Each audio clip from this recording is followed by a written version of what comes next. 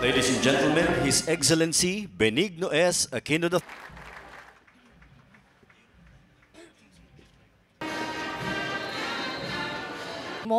Commander, 1st Air Division, Philippine Air Force. Trust in God with all your heart, justice and love to protect human life and to respect you.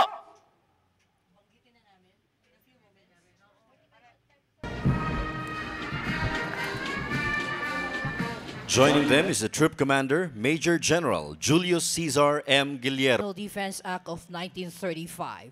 Thus, December 21 of every year is designated as the Independence against foreign powers and crusaders for the sovereignty of the Filipino people. But now it is enabling every soldier to perform to the best ang mga taong paparangalan at watawat and sustaining peace and development in the area of the Philippines.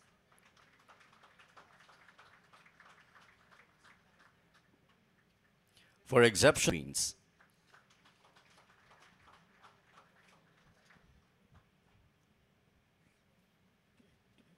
Commander of Filipino peacekeepers deployed on the...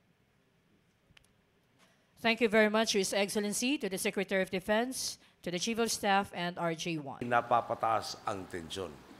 Sa ganitong husay, paano ba namang dilalakas ang kumpiyansa natin sa ating mga kawal? Sa inyong pagpapakitang gilas, pinatunayan ninyo ang ating kasunduan talagang maasahan. Kasalubong natin tungo sa katuparan ng inaasam nating kinabukasan. Sa lahat ng ito, tiwala akong patuloy lang na ipapamalas ng ating sandatang lakas, ang husay, disiplina at karangalang tatak ng sundalong. Group. This elite Navy unit can perform combat missions on